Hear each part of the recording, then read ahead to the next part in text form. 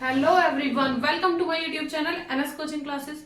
सो आज का video lecture जो है बेसिकली आज हम कवर करने वाले हैं 10th क्लास के सोशल साइंस के ज्योग्राफी के पार्ट को। ठीक है, फर्स्ट चैप्टर है रिसोर्सेज एंड डेवलपमेंट। आप सभी जानते हैं कि एग्जाम काफी पास आ रहे हैं, सो रिवीजन कर लेते हैं एक बार। स्टार्ट करते हैं चैप्टर को। Everything that our environment provide us that is economically feasible, culturally acceptable and technologically accessible are called resources. Resources जो वर्ड है संसाधन, ठीक है, संसाधन, इसका मीन्स क्या है? बेसिकली इसका मीन्स, इसकी डेफिनेशन जो है वो क्या है? एवरीथिंग दैट अवर एनवायरमेंट, हमारे एनवायरमेंट से जो कुछ भी हमें प्रोवाइडेड है, इकोनॉमिकली फीजिबल, आर्थिक रूप से, कल्चरली एक्सेप्टेबल, ठीक है, and technologically accessible are called resources. ये रिसोर्सेज वर्ड की डेफिनेशन है।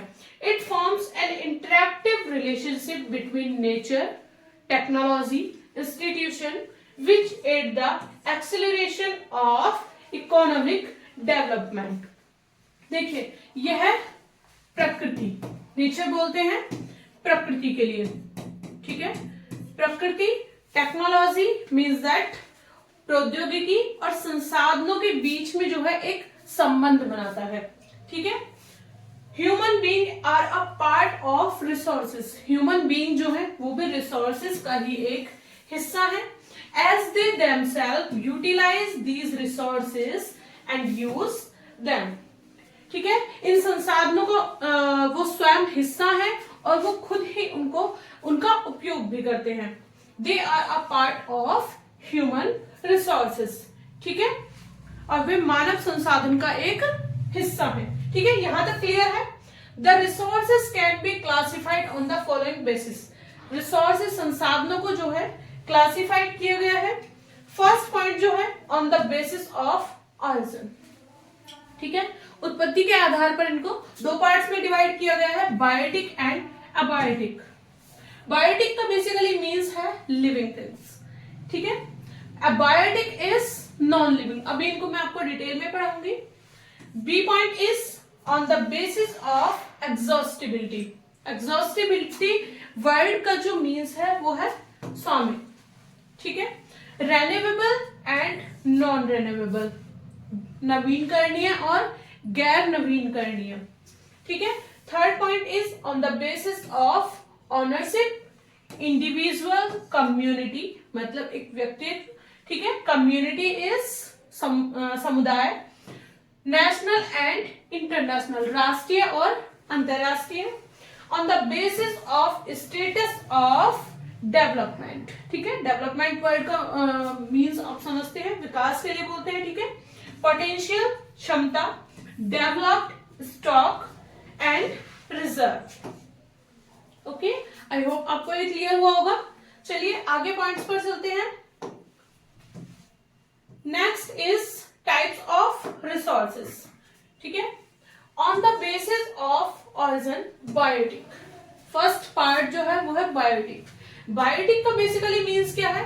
Obtained from the biosphere such as flora, fauna, fisheries etcetera, means that living resources, ठीक है। बायोटिक वर्ड अगर आए तो आपको सिर्फ इतना ध्यान रखना है, इसमें आती है लिविंग रिसोर्सेज, ठीक है, जिसमें आते हैं वनस्पति, जीव, ठीक है। Abiotic obtained from non living resources such as rocks and metals. Rocks means चट्टान और धातु, ठीक है। तो हमें दो पॉइंट्स हैं ये, biotic and abiotic. Biotic means living things, ठीक है, living resources, and abiotic means non living resources.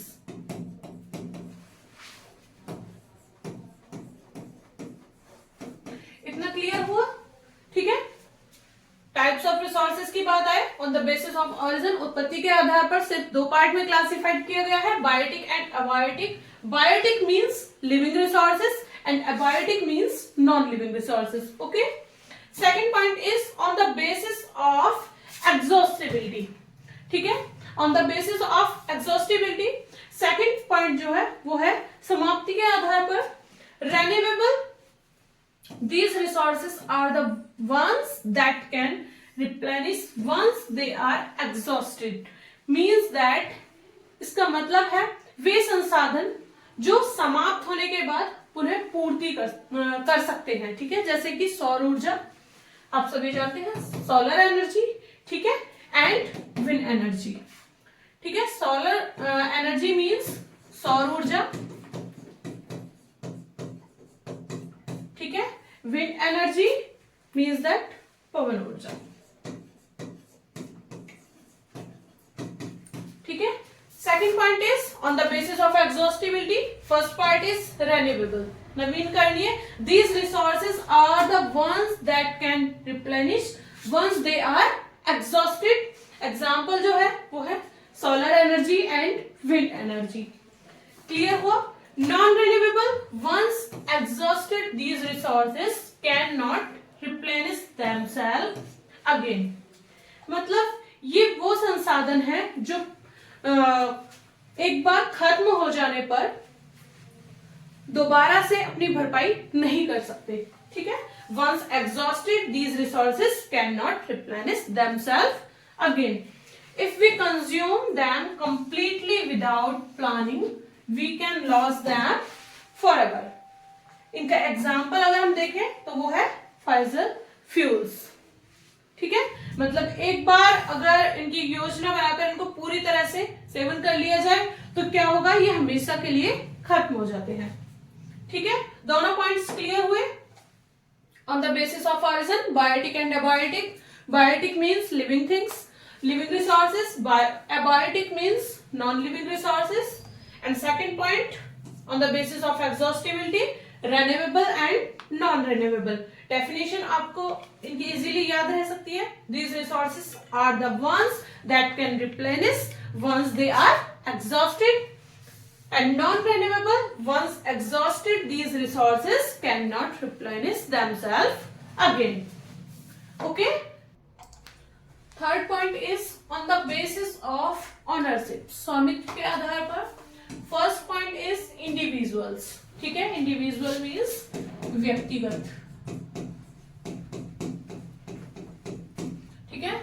owned by property by individuals means that व्यक्तियों द्वारा निजी तौर पर स्वामित्व। एग्जाम्पल इसमें आएगा प्लांटेशन, पेस्चर, लैंड, ठीक है। प्लांटेशन मीन्स वृक्षारोपण, ओके, एंड पेस्चर लैंड का जो मीन्स है वो है चारागाह भूमि,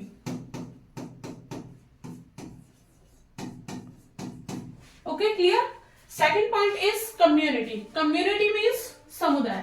All the members of the community can access these resources. Example, grazing ground, burial grounds. Means that ये जो resources है, community जो word है ये है समुदाय, ठीक है। और इसकी definition क्या है? All the member of the community can access these resources. समुदाय के सभी सदस्य जो हैं इन संसाधनों का प्रयोग कर सकते हैं, जैसे कि ग्रेजिंग ग्राउंड, ठीक है, and burial grounds means that in पर सभी का अधिकार होता है, कम्युनिटी का अधिकार होता है। Third point is national, all the resources belong to the nation and the country has legal autonomy over them. यहां पर क्या है, अगर बात आती है राष्ट्र की तो सभी संसाधन राष्ट्र के हैं और देश को उन पर कानूनी स्वायत्तता प्राप्त है, ठीक है, मतलब उनका अधिकार है, ठीक है। All the resources belong to the nation and the country has legal autonomy over them. Private property can be acquired by the government for the public goods. निजी संपत्ति जो होती है वो अधिग्रहण सरकार द्वारा जनता की भलाई के लिए ही किया जा सकता है, ठीक है।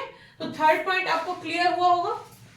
Fourth point is international. अब बात आती है यहाँ अंतरराष्ट्रीय। The oceanic resources by 200 nautical miles of the exclusive economic zone belong to the open ocean.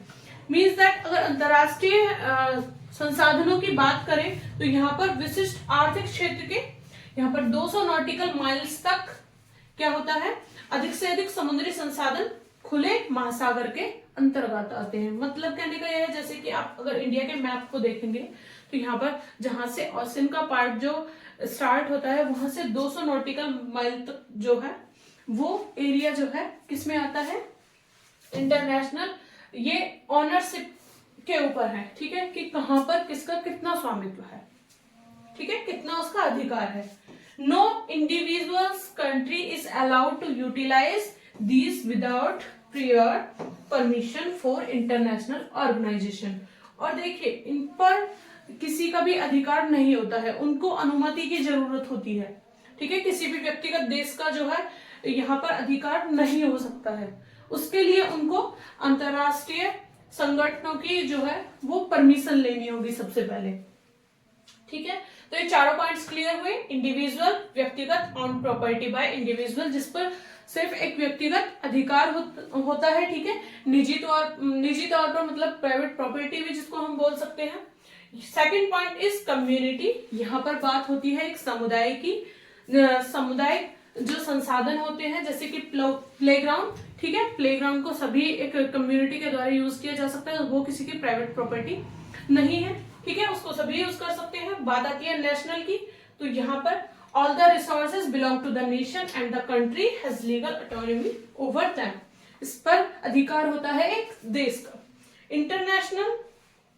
International level की बात आती है तो यहाँ पर इंटरनेशनल अथॉरिटी के द्वारा, ऑर्गेनाइजेशन के द्वारा जो भी परमिशन किसी कंट्री को चाहिए होगी, सबसे पहले को इंटरनेशनल ऑर्गेनाइजेशन के द्वारा परमिशन लेनी होगी कोई भी काम करने से पहले। ठीक है, तो ये सभी क्लियर हुआ। Next point is on the basis of the status of development.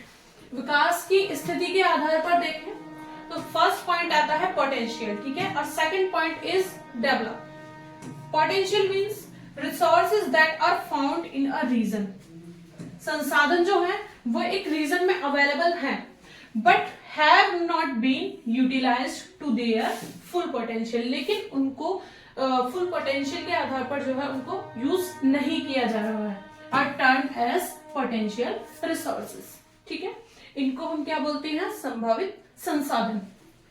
Definition clear हुई। Resources that are found in a region but have not been utilized to their full potential are termed as potential resources.